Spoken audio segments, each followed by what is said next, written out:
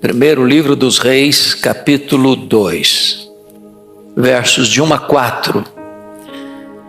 Está escrito assim: aproximando-se os dias da morte de Davi, deu ele ordens a Salomão, seu filho, dizendo: eu vou pelo caminho de todos os mortais. Coragem, pois, e sê homem.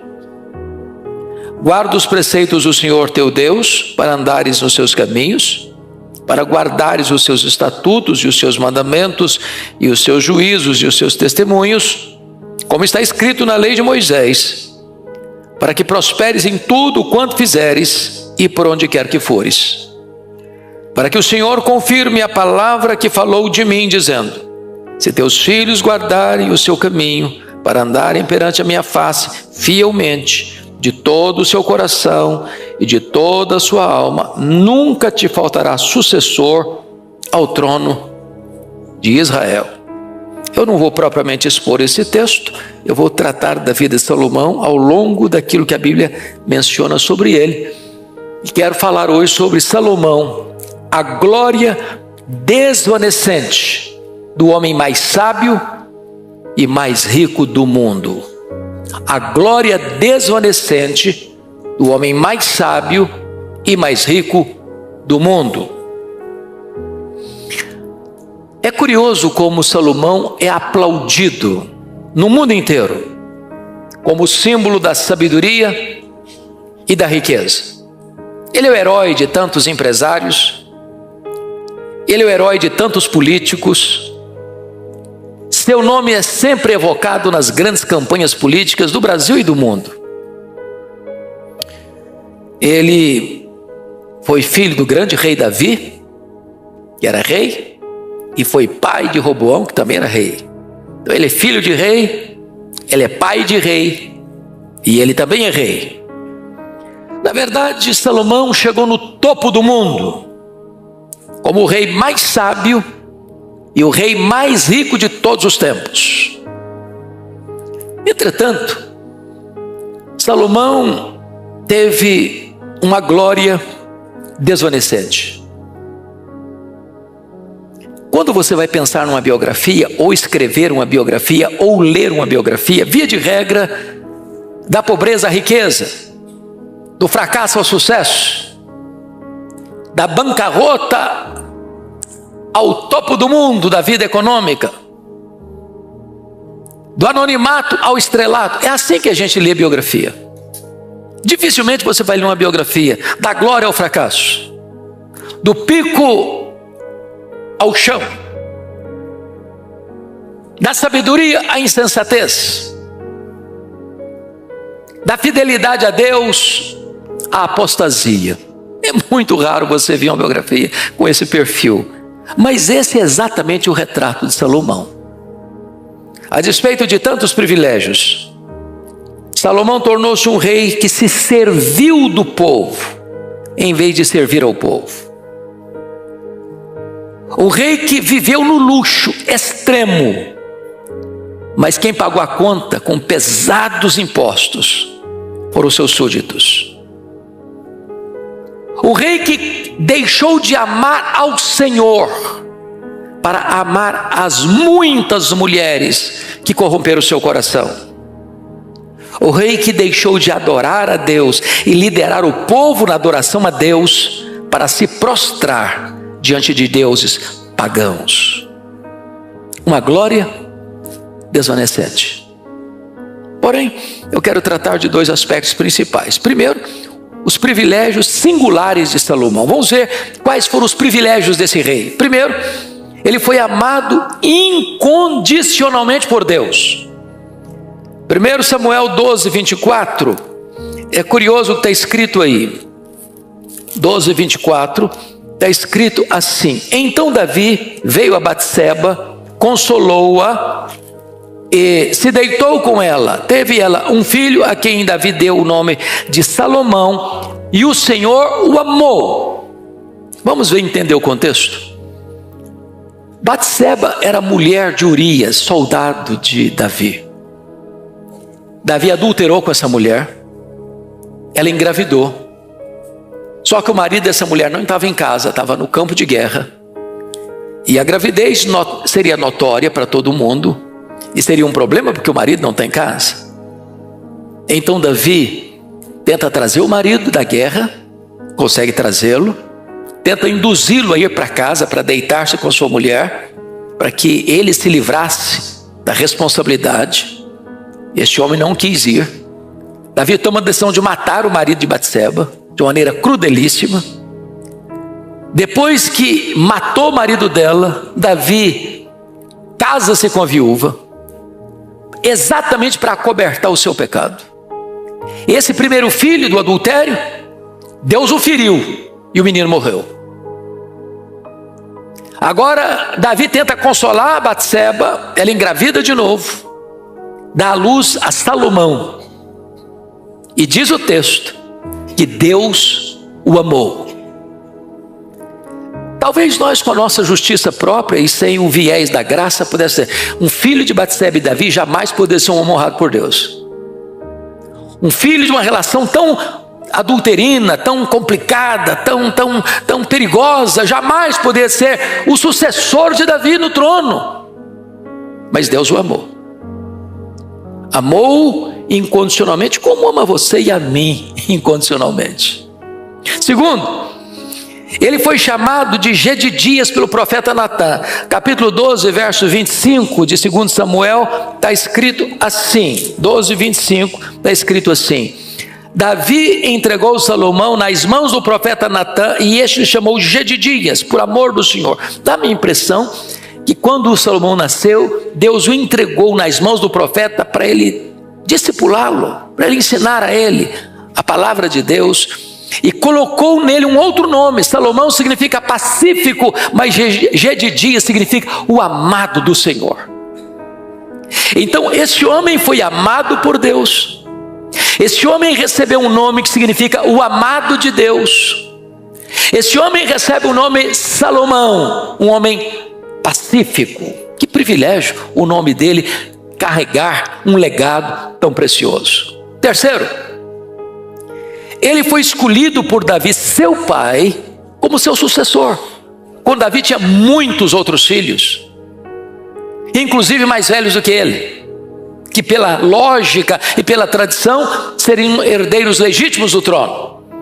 Capítulo 1 de 1 Reis, versículo de número 13, está escrito o seguinte, versículo 13, está escrito assim: vai, apresenta-te ao rei Davi e diz-lhe: não juraste, ó rei, senhor meu, a tua serva, dizendo: teu filho Salomão reinará depois de mim e se assentará no meu trono. Por que, pois, reinaria Adonias? Então, o ponto aqui é o seguinte: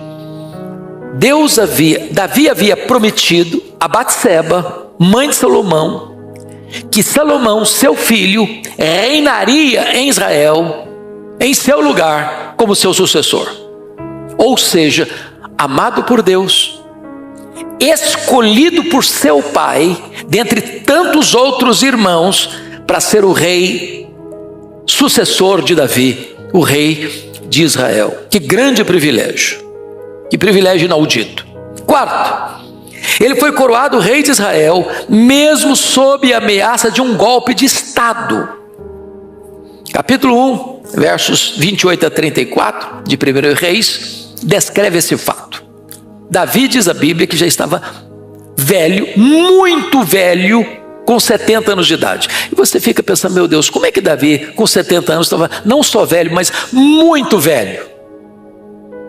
E aí você vai entender por quê. O Davi começa a ser perseguido pelo sogro dele, o Saul, com 20 anos de idade. Saul perseguiu Davi 10 anos. Esse Davi não pode dormir em casa, não dorme numa cama, não tem uma casa de conforto, ele dorme no relento, nos desertos, a céu aberto, em cavernas, acuado por um exército que está atrás dele para matá-lo. Ele não tem paz, ele não tem sossego, ele não tem segurança. E então, dos 20 aos 30 anos, ele viveu nesse desespero todo. Aí ele reina 40 anos, está com 30 quando começou a reinar, reinou 40, morreu com 70, muito velho e doente. Ele tinha uma hipotermia que nada resolvia, não tinha cobertor que eu pudesse aquecê-lo. O que acontece? O filho dele, Adonias, que a essas alturas era o mais velho, uma vez que o Absalão já tinha morrido, o Aminon também, dá um golpe de estado, convoca o general Joabe, convoca o sacerdote Abiatar, convoca os outros filhos de Davi e se autoproclama rei e dá uma festa na sua coroação. Quando esse golpe está em andamento, o profeta chama a Batseba e diz: olha, está tendo um golpe de estado. Davi havia jurado a você que Salomão seria o rei. Então corre lá, comunica a Davi o que está acontecendo. E Davi, mesmo deitado, doente, já muito velho, tem pulso moral para estancar a rebelião, para convocar as autoridades principais, o comandante substituto, o sacerdote substituto, o profeta, convoca esses homens para vocês ungirem Salomão, coroarem Salomão, proclamarem Salomão como rei, tragam Salomão na comitiva e fazem-no assentar no meu trono, e ele vai ser corregente comigo. E desta forma a rebelião foi estancada e Salomão assume o reinado de Israel junto com seu pai até a morte de seu pai e aí posteriori a morte de seu pai. Então ele recebe essa bênção de ver o seu pai estancando a rebelião e de colocando no trono como rei de Israel. Que privilégio extraordinário. Mas em quinto lugar, ele foi dotado por Deus de uma sabedoria única, singular, incomparável.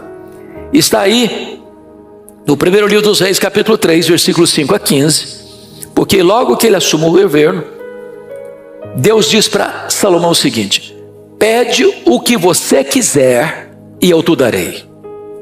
Deus dá um cheque em branco para ele e diz: você pode pedir o que você quiser e eu vou conceder.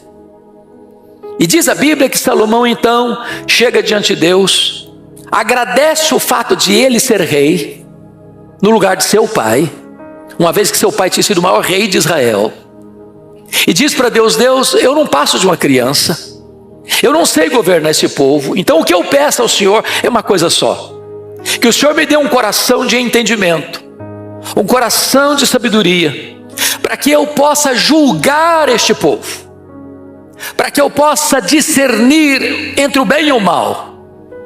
E diz a Bíblia que Deus gostou, se agradou do pedido de Salomão e disse para ele: visto que não pediste para mim riqueza, visto que não pediste para mim a morte dos teus inimigos, visto que pediste para mim sabedoria, discernimento, eu lhe darei sabedoria como nunca ninguém teve e jamais terá, e lhe darei riqueza como nunca antes e como nunca depois. Darei a você sabedoria e riqueza sem paralelos, e então ele vai se tornar o homem mais sábio e mais rico do seu tempo e das futuras gerações. Porém, nessas bênçãos que Deus está prometendo, existe uma exortação que está lá em 1 Reis 3,14. Eu vou ler para vocês. Está escrito assim: se andares nos meus caminhos e guardares os meus estatutos e os meus mandamentos, como andou Davi teu pai, prolongaria os teus dias. Preste atenção nisso.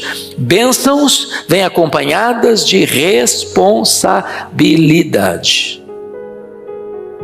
Preste atenção. Se andares, a condicional aí: se andares nos meus caminhos e guardares os meus estatutos e os meus mandamentos, como andou Davi teu pai, prolongaria os teus dias. Existe uma condição da bênção, e a condição da bênção é a obediência. Pois bem, mais do que isso então, agora, em sexto lugar, ele foi poderosamente usado por Deus. E eu quero destacar alguns pontos. Primeiramente, está lá em 1 Reis 4, 20 e 21. Talvez você pudesse ler comigo esse texto. 4, 20 e 21. Leia comigo, por gentileza. Eram, pois, os de Judá e Israel muitos, numerosos como a areia que está ao pé do mar. Comiam, bebiam e se alegravam. Dominava Salomão sobre todos os reinos, desde o Eufrates até a terra dos filisteus e até a fronteira do Egito, os quais pagavam tributos e serviam a Salomão todos os dias da sua vida. Então ele está falando de duas coisas. Ele está falando que Salomão tem um reino ampliado como nunca outrora existira. Segundo, ele tem provisão, fruto dos tributos que todos os povos entregam para ele. Então ele tem extensão e ele tem provisão. Mas mais do que isso, capítulo 4, verso 30 e 31, você pode ler comigo, por gentileza? Vamos juntos? Era a sabedoria de Salomão maior do que a de todos os do Oriente e do que toda a sabedoria dos egípcios. Era mais sábio do que todos os homens, mais sábio do que Etã, Ezreíta, e do que Emã, Calcol e Darda, filhos de Maol, e correu a sua fama por todas as nações em redor. Então ele tinha extensão, ele tinha provisão, ele tinha fama de ser o homem mais sábio do mundo. Do mundo. A Bíblia diz ainda que ele compôs 3.000 provérbios. Nós temos o livro de Provérbios que ele escreveu na sua maturidade. Nós temos o livro de Cântico dos Cânticos que ele escreveu na sua juventude. E temos o livro de Eclesiastes que ele escreveu na sua velhice. Mas além do que está na Bíblia como texto inspirado, ele escreveu 3.000 provérbios. Ele escreveu 1.005 hinos.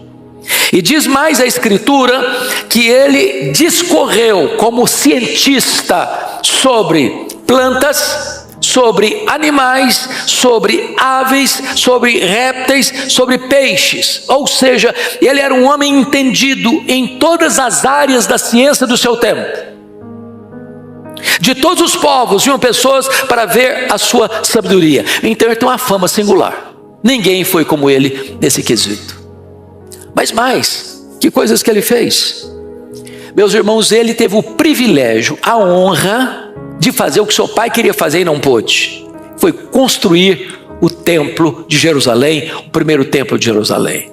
E se você ler 1 Reis, a descrição do primeiro templo, não há nenhuma obra no mundo que se assemelhasse ao templo pela riqueza, pela beleza, pelo luxo, pela quantidade de ouro que foi colocado naquele templo. Era não só um templo religioso, era o maior palácio religioso, não só em beleza e riqueza que o mundo já conheceu, mas mais do que isso. Diz a Bíblia que ele edificou palácios. Não construiu um palácio só não, ele construiu palácios. Para você ter uma ideia, ele gastou 7 anos para construir o templo e gastou 14 anos para construir os muitos palácios, todos adornados de ouro, todos de uma beleza incomparável. A ponto de uma das mulheres mais conhecidas da época, a rainha de Sabá, ir a Jerusalém. E conforme Reis 10, 1 Reis 10, versículo 7, você pode acompanhar comigo esse texto, e ela vai fazer a seguinte declaração. 1 Reis 10, versículo 7. Primeiramente vamos ler, talvez, a partir do verso 3, porque vai ficar mais claro. Vamos ler juntos? 10, 3, a partir daí.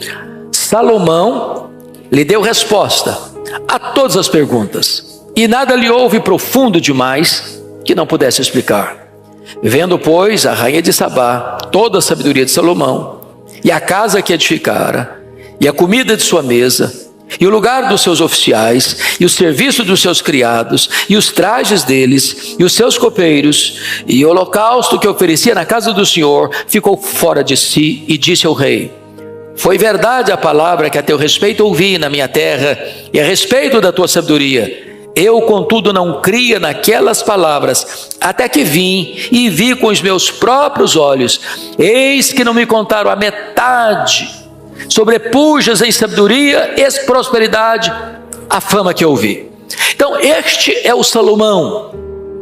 Este é o Salomão de uma sabedoria incomparável, atestada pelos povos, representada aqui na rainha de Sabá.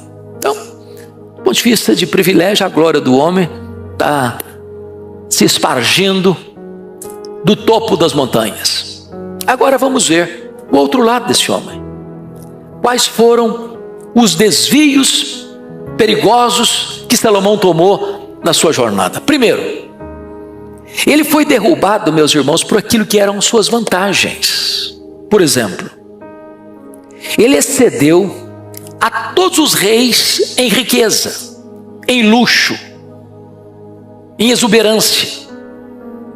Porém, ele se perdeu no labirinto da riqueza e da fama.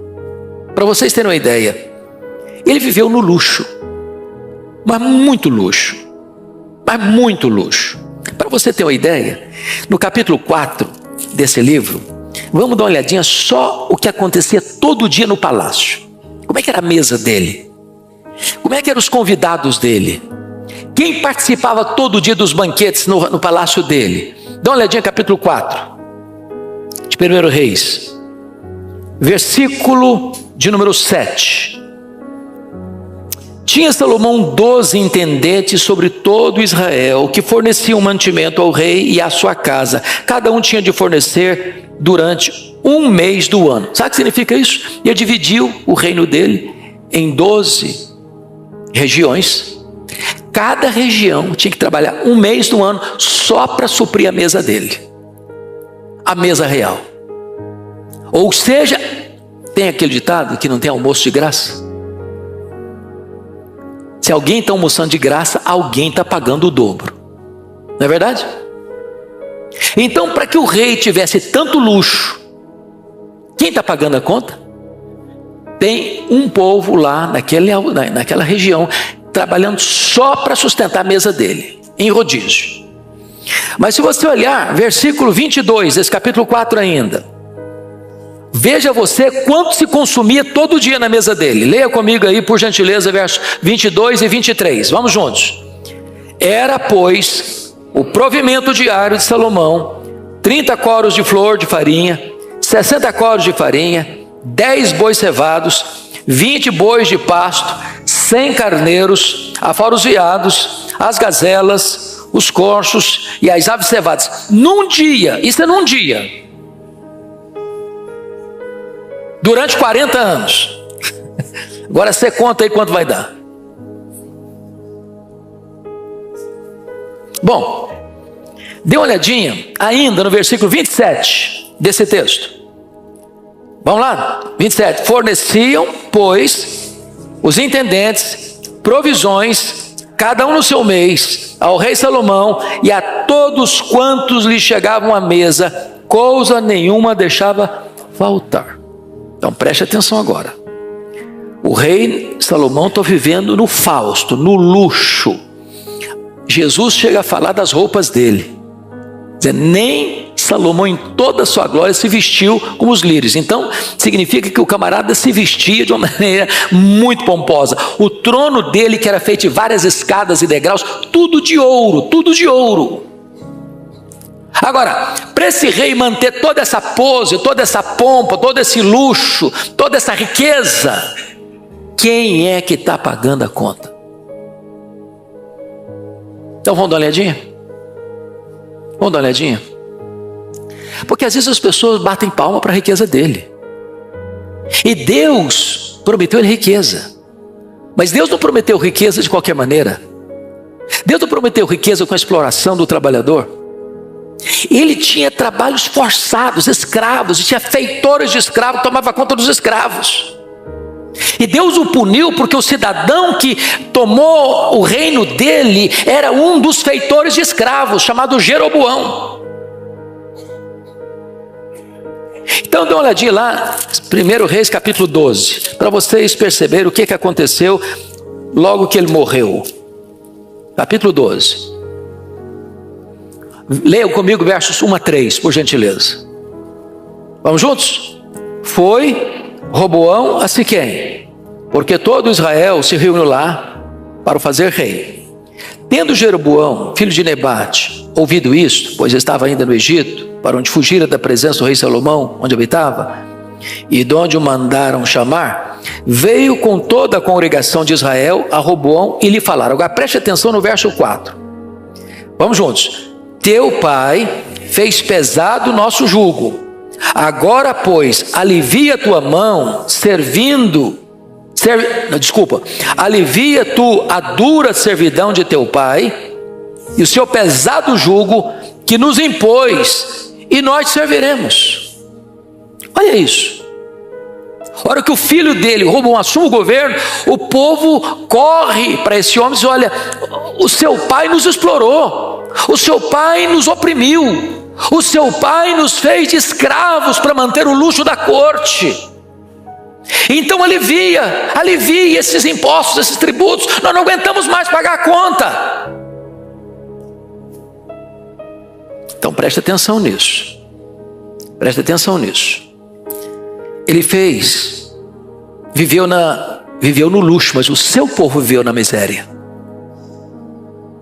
Qual o princípio de Deus para um governo, irmão? Seja de qualquer regime, de monarquia, de parlamentarismo, de presidencialismo. Um governo existe para servir ao povo e não para se servir do povo. Toda vez que essa ordem invertida, o governo se serve do povo, se abastece do povo e vive no luxo, o povo na miséria, está fora do projeto de Deus. Então, ao decantar, ao proclamar a riqueza de Salomão, preste atenção, de que ele se desviou do foco. Mas mais do que isso, ele fez grandes obras. Em Eclesiastes capítulo 2, eu queria que você fosse comigo para lá, porque é muito importante entender isso. As grandes obras que ele fez no seu governo, para quem ele fez? Com que motivação ele fez? Então vá lá para Eclesiastes capítulo 2 comigo, por gentileza. Versículos 4 a 10, é tão importante entender isso aqui. Vamos ler juntos Eclesiastes capítulo 2, a partir do verso de número 4 até o verso 10. Toda a igreja comigo. Empreendi grandes obras, edifiquei para mim casas, plantei para mim vinhas, fiz jardins e pomares para mim. Fiz para mim açudes, para regar com eles o bosque, em que reverdeciam as árvores. Comprei servos e servas, e tive servos nascidos em casa. Também possuí bois e ovelhas, mais do que possuíram todos os que antes de mim viveram em Jerusalém. Amontoei também para mim prata e ouro e tesouros de reis e de províncias. Provi-me de cantores e cantoras e das delícias das filhas dos homens, mulheres e mulheres. Engrandeci-me e sobrepujei a todos os que viveram antes de mim em Jerusalém. Perseverou também comigo a minha sabedoria. Tudo quanto desejaram os meus olhos, não lhes neguei, nem privei o coração de alegria alguma, pois eu me alegrava com todas as minhas fadigas. Isso era a recompensa de todas elas. O que vocês perceberam aqui nesse texto? Para mim, para mim, para mim, para mim, para mim e para mim. O que um governo deve fazer?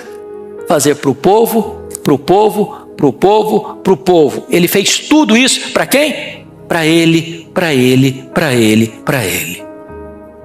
As grandes obras dele estavam fora da visão de Deus. Aquilo que era o ponto alto dele, ele acabou fazendo de ponto fraco do seu governo. Então vamos ao segundo ponto. Ele foi derrubado por aquilo que era suas vantagens. Segundo, ele transgrediu os preceitos divinos acerca do reinado. Meus irmãos, a Bíblia é tão linda que quase 400 anos de um rei ser ungido rei em Israel, foi Saul primeiro. Quase 400 anos antes, Deus já havia estabelecido na sua lei qual era o perfil de um rei que Israel deveria ter. Então, abra sua Bíblia comigo lá em Deuteronômio 17 para você ver isso. Olha que coisa interessante. Deuteronômio 17, versículos 14 a 20. Meus irmãos, isso é muito, muito, muito precioso entender. Olha que coisa impressionante. Você vai ler comigo, à medida que eu for lendo, eu vou pausando para entender. Vamos juntos. Quando entrares na terra que te dá o Senhor teu Deus, e a possuíres, e nela habitares, e disseres: estabeleceis sobre mim um rei, como todas as nações que se acham em redor de mim. Estabelecerás com efeito sobre ti, como rei, aquele que o Senhor teu Deus escolher. Homem estranho, que não seja dentre os teus irmãos, não estabelecerás sobre ti, e sim um dentre eles. Agora preste atenção. Primeiro, porém este não multiplicará para si cavalos, nem fará voltar do Egito para multiplicar cavalos, pois o Senhor vos disse: nunca mais voltareis por este caminho. Para aqui. Salomão obedeceu esse princípio? Não. Como é que você sabe disso? Está escrito: Salomão tinha 40.000 cavalos em estrebarias para os seus carros e 12.000 cavalarianos. 1 Reis 10, 26. Está escrito: também ajuntou Salomão carros e cavaleiros, tinha 1.400 carros, 12.000 cavalarianos. 1 Reis 10, 28 e 29. Está escrito: os cavalos de Salomão vinham do Egito e da Cilícia. Deus tinha proibido comércio com o Egito, e ele faz o contrário. Ele conhecia esse texto, e ele desobedece esse princípio de Deus. Mas por que Deus não quer que o rei de Israel multiplique para si cavalos e cavaleiros? Porque isso implica exército, força militar. E Deus era o grande defensor de Israel. Israel não podia confiar no seu poderio militar. Foi por isso que Deus puniu Davi quando ele fez um censo dos soldados de Israel. Está dizendo: não, eu confio nos meus homens, eu confio no meu exército, eu confio no meu soldado. Israel tem que confiar no Senhor. E Salomão quebrou esse princípio. Segunda coisa que um rei não podia multiplicar. Versículo 17. Deuteronômio 17, 17. Tampouco para si multiplicará mulheres, para que o seu coração se não desvie. Salomão obedeceu esse princípio? De jeito nenhum. O que é que ele fez? Primeira coisa, capítulo 3, versículo 1 de Reis. Ele casou com a filha do faraó. Aliança política. Exatamente com o povo que Deus diz: não, você não faz aliança lá. Para lá você não volta mais. Segundo, ele casou com mulheres estrangeiras de todos os povos da época, casamentos políticos, diplomáticos, para fazer alianças e construir alianças políticas, achando que nisso estava a segurança do seu governo, a ponto de ele ter, confira aí comigo, 1 Reis capítulo 11, olha aí por gentileza, isso aqui é único, não tem ninguém na história que pareceu com ele, camarada, não era brincadeira não. Capítulo 11, verso 3, leia comigo, vamos juntos. Tinha 700 mulheres, princesas, e 300 concubinas, e suas mulheres perverteram o coração. Alguém brincou o seguinte: pior que ter 1.000 mulheres é ter 1.000 sogras. Imagina a situação. Nem sei quantos cunhados, mas não era uma coisa fácil.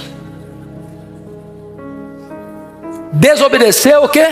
Ao preceito de Deus. Não tem bênção na desobediência. O que não podia multiplicar mais?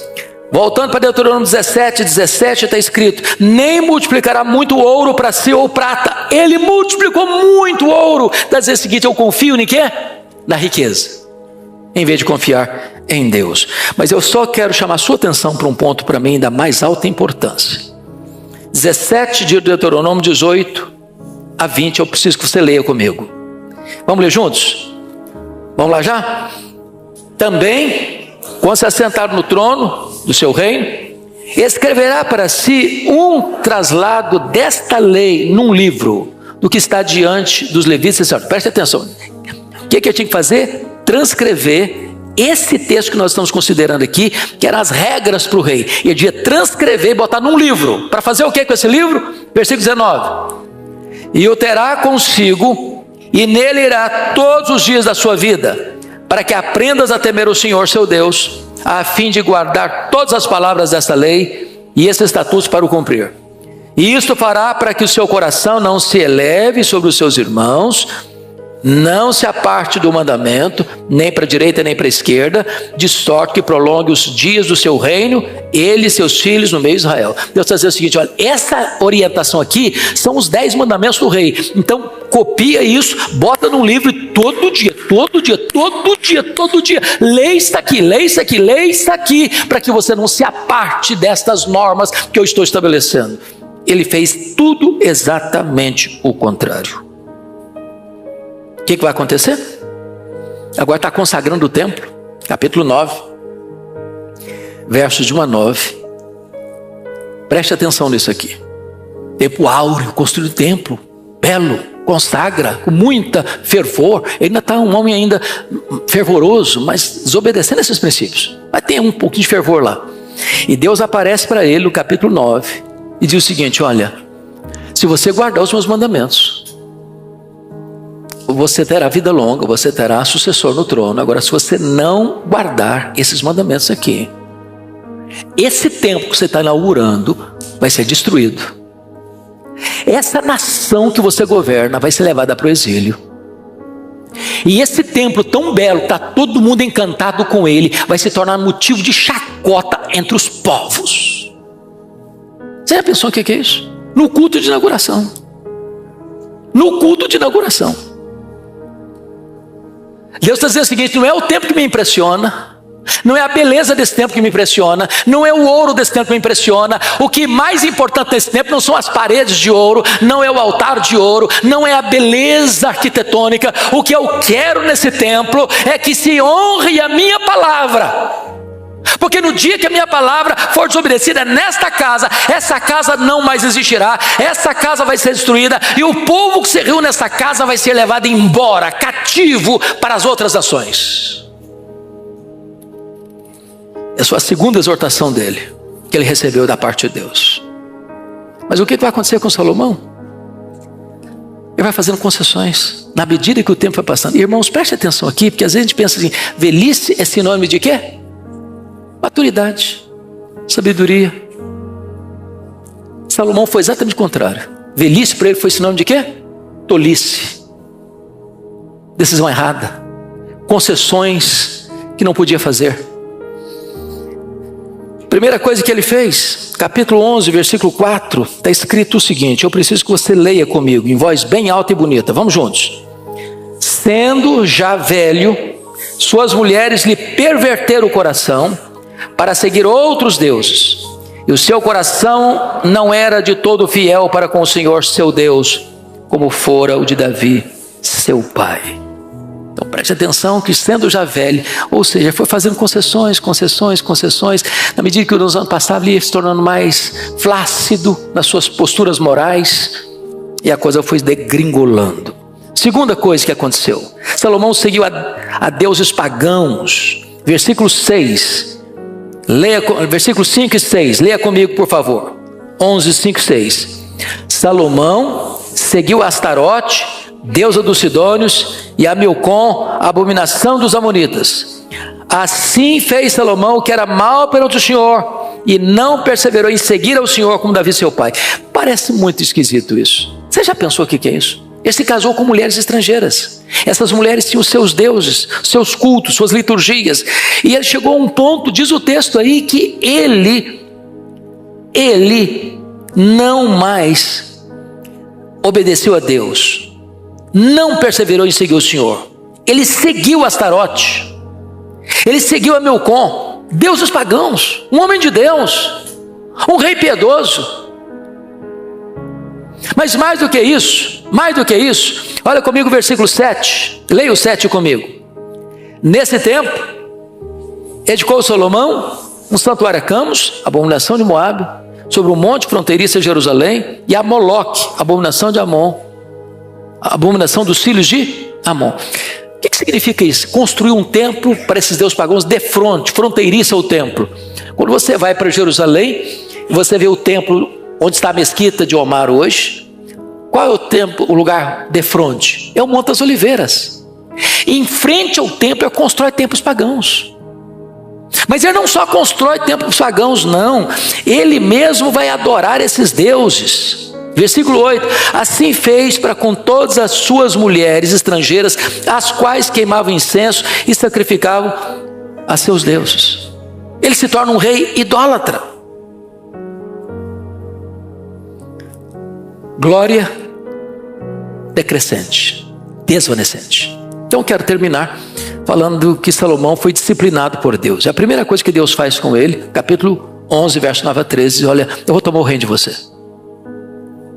Eu não vou prolongar o seu reino como eu havia prometido, não. Eu vou tomar o reino de você. E eu vou tomar o reino de você usando um servo seu, que você usou para dominar os escravos, trabalhos forçados. Mas não vou tomar o reino de você enquanto você está vivo, não. Não por amor a você, por amor a Davi, seu pai, e por amor a Jerusalém. E não vou dar todo o reino, não, porque eu vou preservar uma tribo, aliás, duas, Benjamim e Judá, para ter uma lâmpada em Israel. Segundo, o que Deus vai fazer com ele? Deus vai suscitar inimigos contra ele. Capítulo 11, versos 14 a 25. Um inimigo lá em cima, que é o Rezon, rei de Damasco. Um inimigo lá embaixo, Haddad, rei dos Edomitas. Um inimigo dentro do território dele, o Jeroboão, que é servo dele, que vai se levantar para tomar 10 das 12 tribos de Israel por profecia de Deus, por palavra de Deus. A estabilidade dele acaba. A paz que ele desfrutou não foi fruto das suas negociações, não, foi dádiva de Deus. Mas agora ele não obedece a Deus. Deus quebra isso aí, diz: agora vai ter guerra, agora vai ter luta, do norte, no sul e também no centro. E diz a Bíblia que ele morre nesse declínio. E o que vai acontecer? Seu filho Roboão assume o governo, criado no palácio, no luxo, no Fausto.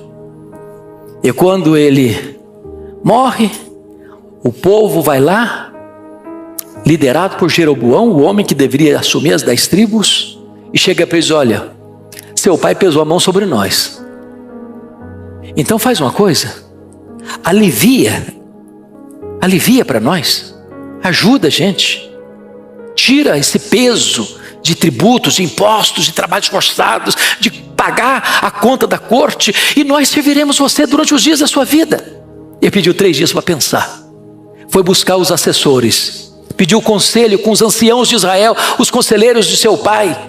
Os anciãos disseram: atende o povo, o governo tem que servir ao povo, o governo não pode explorar o povo, o governo tem que se atender às necessidades do povo. Ele não gostou desse conselho, não. Foi lá para os jovens que foram criados com ele no palácio: não. Você tem que dizer para esse povo o seguinte: que o seu dedo mínimo é mais grosso do que o lombo do seu pai. Aperta esse povo, atarracha esse povo. E esse povo vai dizer para ele o seguinte: o meu pai açoitou vocês com chicote, eu vou açoitar vocês com escorpião. E escorpião era um chicote de couro que tinha ponta de osso lá na ponta. Quando batia, arrancava a carne do povo. Eu vou atormentar vocês, eu vou assolar vocês. E diz a Bíblia então que essas 10 tribos do norte rompem com a dinastia davídica, não seguem mais, e colocam Jeroboão, esse servo de Salomão, como rei sobre eles. E diz a Bíblia que nunca houve mais um tempo de paz entre esses 2 reinos. Mas pior, o profeta havia dito para esse Jeroboão o seguinte: olha, Jeroboão, eu vou te dar essas 10 tribos, estou punindo Salomão, agora anda na minha presença, obedeça os mandamentos de Deus, e Deus vai honrar e vai abençoar você, e você vai ter um tempo longo de sucessores no trono. O que Jeroboão fez? Assumiu o governo, pensou: se os meus súditos voltarem lá para Jerusalém, onde está o templo, eles vão acabar sendo seduzidos a voltar para lá, para debaixo da guarda-chuva do Roboão. E se eles voltarem para lá, eles vão me matar. O que ele fez? Mudou a religião das tribos do norte. Uma nova religião, novos deuses, bezerros de ouro, novos templos, Betel e Dan, novos sacerdotes, nova liturgia, novo calendário religioso. Corrompeu por completo a religião dessas 10 tribos do norte, que duraram 209 anos, de 931 a 722, em 8 dinastias diferentes, 19 reis, todos eles andaram no caminho de Jeroboão. Que caminho era esse? Transformar a religião para interesses políticos. E essas 10 tribos se apostataram sem nunca voltar para Deus, até serem levadas cativas pela Síria. Preste atenção: a divisão do reino de Israel e a tragédia das 10 tribos nasceu dentro da casa de Salomão. A casa de Salomão. A ruína de Israel nasceu dentro da casa de Salomão. As 2 tribos do sul num zigue-zague, ora fiel, ora em apostasia. Não tardou muito, 586 foi levado cativo para a Babilônia. Deus havia dito isso para Salomão: se você me desobedecer, o templo vai ser destruído e esse povo vai ser levado para o cativeiro. Então eu quero agora concluir, fazendo breves aplicações. Primeiro, Salomão transformou riqueza em luxo extravagante, às custas de um povo esfolado por tributos pesados. O governo não deve servir-se do povo, deve servir ao povo. Segundo, Salomão transformou sabedoria em loucura ao trocar o Senhor por falsos deuses. Terceiro, Salomão abandonou a casa de Deus, que ele mesmo construiu, para edificar capelas a deuses pagãos. Quarto, Salomão abandonou o culto verdadeiro para se render a cultos de idolatria. Quinto, Salomão deixou de amar ao Senhor para amar muitas mulheres que corromperam o seu coração. Sexto, Salomão, depois de chegar ao ponto mais alto do reinado de Israel, destruiu tudo com as suas próprias mãos. Então agora breves aplicações. Primeiro, terminar bem é mais importante do que começar bem. Segundo, as vitórias do passado não são garantias de vitória hoje. Terceiro, privilégios implicam em responsabilidade. Quarto, não basta ter bons propósitos, é preciso vigiar o coração todo dia. Quinto, as advertências de Deus visam nos proteger. Se as observarmos, seremos bem-aventurados. Quais foram os 3 problemas básicos? Os de sempre: dinheiro, poder e sexo. Isso destruiu a vida de Salomão. A glória de Salomão foi desvanecente. Mas há um maior que Salomão, diz a Bíblia: é Jesus Cristo. Este é o Rei dos Reis, que se fez servo para servir o seu povo. O seu reino é inabalável e jamais passará. E muito feliz é aquele que é súdito desse rei e desse reino. Que Deus nos ajude. Amém.